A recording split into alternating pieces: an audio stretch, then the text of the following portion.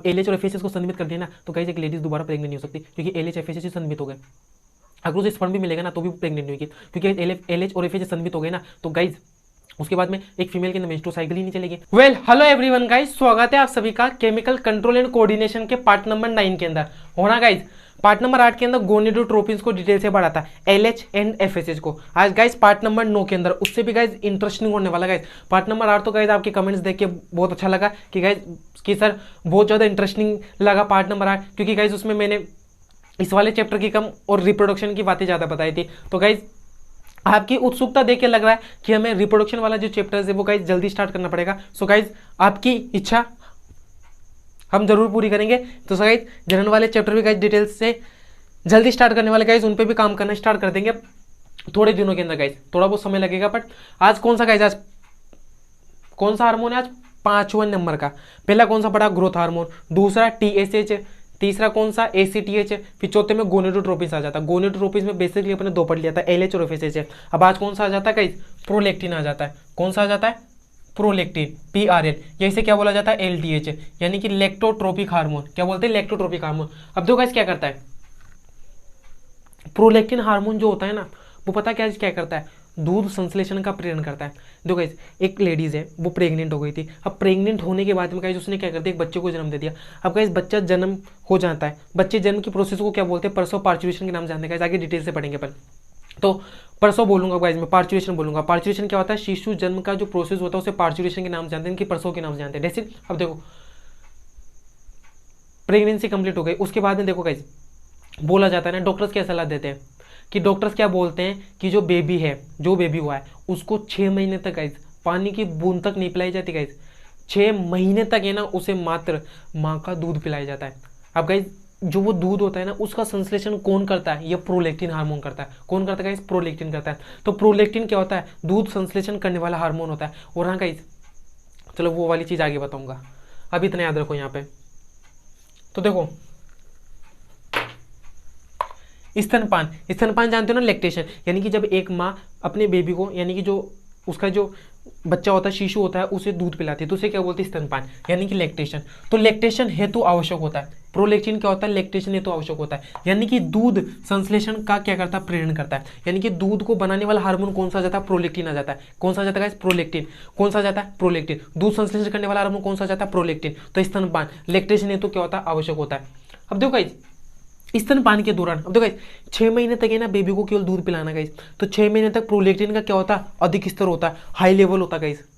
उससे पहले तो होता नहीं गाइस, उससे पहले, क्योंकि उससे पहले जरूरत ही नहीं थी प्रोलेक्टिन की। अरे गाइस एक लेडीज वो प्रेग्नेंट हुई नहीं, उसने बच्चे को जन्म ही नहीं दिया, तो बच्चे को जन्म ही नहीं दिया तो क्या दूध की आवश्यकता गाइस? दूध संश्लेषण की आवश्यकता है, तो प्रोलेक्टिन काम नहीं करता है।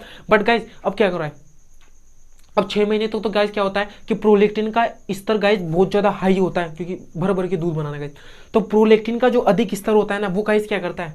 एक घपला कर देता है। क्या करता है? प्रोलेक्टिन का जो अधिक स्तर होता है वो एलएच और एफएसएच को क्या कर देता है गाइस? संनिमित कर देता है। ये लो देखो जी भाई, यहाँ से गाइस वेरी वेरी इंटरेस्टिंग बात निकल के आएगी। अब प्रोलेक्टिन का हाई लेवल, कि प्रोलेक्टिन का क्या हो गया? हाई लेवल हो गया, लेवल अप हो गया। प्रोलेक्टिन का अधिक स्तर क्या कर रहा है? एलएच और एफएसएच को क्या कर देता है? संनिमित कर देता है। अब एलएच और एफएसएच तो गाइस बहुत बहुत इंपॉर्टेंट हार्मोन्स थे। वो तो गाइस कितना इंपॉर्टेंट रोल प्ले कर रहे थे कि एलएच एफएसएच खाली ग्राफिन पुटिकाओं को परिपक्व, वो कहते हैं जो ओवेरियन पुटिकाएं थी उसको परिपक्व पुटिकाओं के अंदर कन्वर्ट कर रहे थे, जिसे ग्राफिन फोलिकल के नाम से जानते हैं, ग्राफिन पुटिका। फिर ग्राफिन एलएच क्या करता है? ग्राफिन पुटिका को रप्चर कर देता है, और रप्चर करके उसके अंदर जो ओवम होता है उसको फेलोपियन ट्यूब पे ले जाता है। इस प्रकार पूरी प्रेगनेंसी के लिए काम करता है। अब एलएच और एफएसएच को संनिमित कर दिया, अब एलएच और एफएसएच को संनिमित कर दिया ना, तो गाइस एक लेडीज दोबारा प्रेग्नेंट नहीं हो सकती, क्योंकि एलएच एफएसएच से संनिमित हो गए।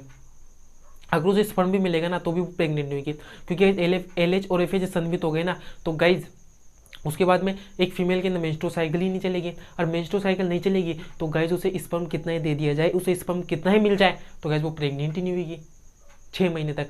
जिस वजह से गाइस ये सब बोला जाता है कि ये एक प्रकार का नेचुरल मेथड होता है। किसका? कॉन्ट्रासेप्शन का, यानी कि जो गर्भ निरोधक के प्रकार होते हैं। इसमें गाइस अपन अलग अलग पढ़ते हैं। रिप्रोडक्टिव हेल्थ वाले चैप्टर के अंदर घुस रहा हूँ गाइस मैं, तो उसके अंदर जो कॉन्ट्रासेप्टिव मेथड्स होते हैं उसके अंदर पहला पढ़ते हैं अपन कौन सा? Natural methods. और नेचुरल मेथड्स में अपन 3 पढ़ते थे। तीन में से एक ये वाला आ जाता है, इसे क्या बोलते हैं अपन, संमित कर देता है, इसे क्या बोलते हैं अपन, लेक्टेशनल एमनोरिया। क्या बोलते हैं गाइस, लेक्टेशनल एमनोरिया। यानी कि गाइस 6 महीने तक प्रोलेक्टिन का अधिक स्तर होता है, और 6 महीने तक प्रोलेक्टिन का जो अधिक स्तर होता है LH FSH को संमित कर देता है, जिस वजह से उस माँ के अंदर 6 महीने तक गाइस कोई मेंस्ट्रुअल साइकिल नहीं चलती गाइस, अप्रोक्स 6 महीने लिया जाता है गाइस, कमती बत्ती हो सकता है, जिस वजह से 6 महीने तक अगर उसे स्पर्म भी मिल रहा है तो वो प्रेग्नेंट नहीं होती। तो ये क्या एक प्रकार का कॉन्ट्रासेप्शन मेथड होता है, कौन सा, नेचुरल होता है, बट इसे क्या बोलते हैं, लैक्टेशनल एमोनोरिया। और गाइस डिटेल से पढ़ेंगे सारी चीज़ें, अभी तो डिटेल नहीं है, सारी चीज़ें डिटेल से कंसिस्टेंसी मेंटेन रखो गाइस, कंप्लीट बायोलॉजी आपको एक एक चैप्टर कंप्लीट करते चलो गाइस, हर एक डाउट एक दूसरे से रिलेट, क्योंकि गाइस आप सब जानते हो हर एक चैप्टर एक दूसरे से कोरिलेट होता है। सो गाइस पढ़ते चलो, पीछे की चीज़ें रिवाइज करते चलो, भूलते नहीं चलना गाइस, कंटेंट को यहाँ बिठाओ गाइस, यहाँ सीधा। अब देखो, अब प्रोलेक्टिन तो क्या हुआ गाइस, प्रोलेक्टिन का तो काम अब पड़ा है कि एक लेडीज प्रेग्नेंट होने के बाद में उसने बच्चे को जन्म दिया, उसके बाद में प्रोलेक्टिन का काम आया। बट गाइस नॉर्मल डेज के अंदर प्रोलेक्टिन क्या काम करता था, कुछ नहीं, तो यानी कि प्रोलेक्टिन संनिमित रहता था। तो प्रोलेक्टिन किसके प्रभाव में संनिमित रहता था, डोपामिन के प्रभाव में, डोपामिन हार्मोन जो होता है उसके प्रभाव में। डोपामिन को भी डिटेल से पढ़ेंगे, चिंता मत करना। अब देखो, तो सामान्यतः जो प्रोलेक्टिन होता है ना, वो डोपामिन के प्रभाव में क्या रहता है, संनिमित रहता है। ऐसे नॉर्मल डेज के अंदर डोपामिन के प्रभाव में संनिमित रहता है, और प्रेगनेंसी के बाद में जब बच्चे का जन्म हो जाता है तो उसके दौरान क्या होता है, प्रोलेक्टिन का अधिक स्तर होता है, वो क्या करता है, LH FSH को संमित कर देता है। इसे क्या बोलते हैं, लैक्टेशनल एमनोरिया के नाम से जानते हैं। गाइस स्क्रीनशॉट मान लो, मान लेगा स्क्रीनशॉट। अब गाइस देखो, चीज़ें बताने को तो इतनी गाइस कि बताते चलो, घंटे 2 घंटे का लेक्चर दे दो गाइस, बट गाइस उस वाली फिर गाइस अभी बता दूंगा तो फिर उस वाले के अंदर क्या गाइस, अभी मैं आपको क्या कर रहा हूँ, बायोलॉजी के अंदर इंटरेस्ट डेवलप कर रहा हूँ। और गाइस अब ये बातें सुन के गाइस आपका बहुत ज़्यादा इंटरेस्ट होगा कि उन चैप्टर्स को डिटेल से पढ़ते हैं यार, फटाफट पढ़ते हैं गाइस। सो गाइस चिंता मत करो, पढ़ाऊंगा सारी चीज़ें डिटेल से पढ़ाऊंगा गाइस। स्क्रीनशॉट तो मार ही लिया ना गाइस जिसका, ये लो एक बार और ले लो। अब देखो गाइस, अब इसके अंदर एक कौन सा हार्मोन आ जाता है, 6 नंबर का हार्मोन, जो कि कौन सा था गाइस, MSH। कौन सा जाता है, MSH, मेलिनोसाइट स्टिमुलेटिंग हार्मोन।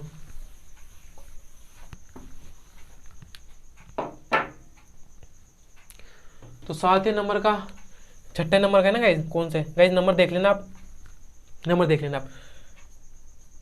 MSH क्या आ जाता है, मेलिनोसाइट, मेलिनो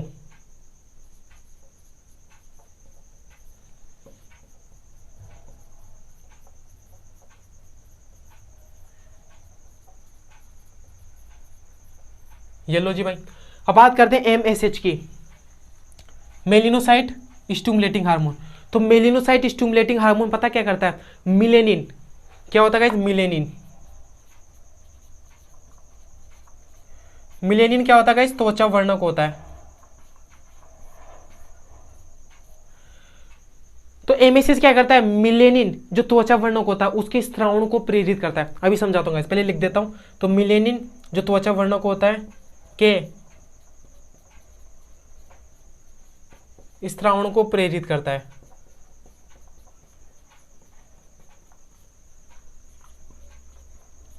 एवं त्वचा का रंग क्या कर देता है, गहरा करता है।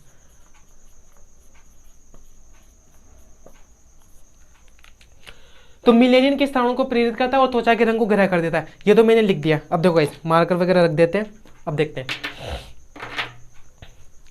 अब इस पे बात करते हैं। तो देखो गाइस,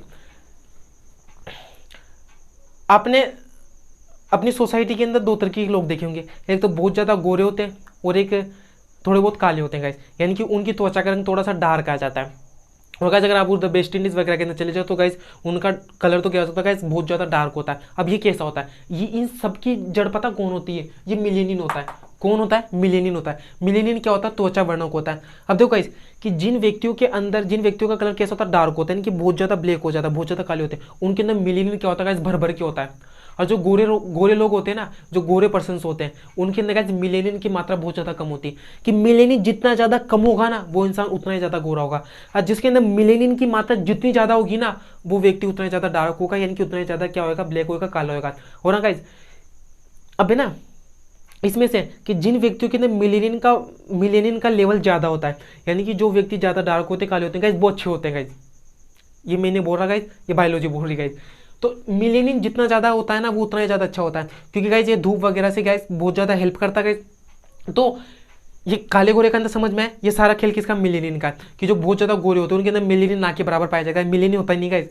और जो अपन गाइज बढ़िया है, जो अपन अपनी जो सोसाइटी के अंदर गाइज उनके अंदर मीडियम साइज का गाइज, ना ज़्यादा काले ना ज़्यादा गोरे, तो मिलेनिन सही मात्रा के अंदर पाया जाता है गाइज। तो मिलेनिन के स्त्रावों को प्रेरित करता है और त्वचा के रंग का क्या करता है, और त्वचा का रंग गहरा कर देता है। ये क्या हो जाता है, एमएसएच मेलिनोसाइट स्टिमुलेटिंग हार्मोन। तो ये गाइज देखो गाइज, अगर पीयूष ग्रंथि के अंदर अपन जितने भी हार्मोन से बताए थे मैंने वो सारी डिटेल से पढ़ चुके हैं, कौन कौन से, growth hormone, thyroid stimulating hormone, ACTH adrenocorticotropic hormone, gonadotropin, gonadotropin में दो पड़े अपन ने, luteinizing hormone, FSS follicular stimulating hormone, फिर इसके पहले कौन सा पढ़ा अपन ने, प्रोलेक्टिन हार्मोन, फिर अब कौन सा जाता है, MSH melanocyte stimulating hormone. Guys इन सबको डिटेल से पढ़ चुके हैं। अब गाइज नेक्स्ट वाला जो वीडियो आएगा कौन सा, पार्ट नंबर 10, पार्ट नंबर 10 के अंदर अपन स्टार्ट कर देंगे किसको, पश्च पीयूष ग्रंथि को। अभी तो ये अग्र पीयूष ग्रंथि कंप्लीट हुई है, अब पश्च पीयूष ग्रंथि पढ़ेंगे, और पश्च पीयूष ग्रंथि में गाइज दो हार्मोन्स को पढ़ेंगे, ऑक्सीटोसिन और Pitocin. Oxytocin very very important, उसे बर्थ हार्मोन के नाम से जानते हैं। क्यों बर्थ हार्मोन कहते हैं गाइज, वो तो आगे पढ़ेंगे डिटेल से। सो गाइज तब तक धन्यवाद। भाई मजा आया, और मैं ये जो मजा है हिंदुस्तान के हर व्यक्ति को देना चाहता हूं। और वो जो लाल वाला बटन है उस पे भूकंप लेके आओ या फिर भूचाल, मुझे नहीं पता, बस क्लिक हो जाना चाहिए।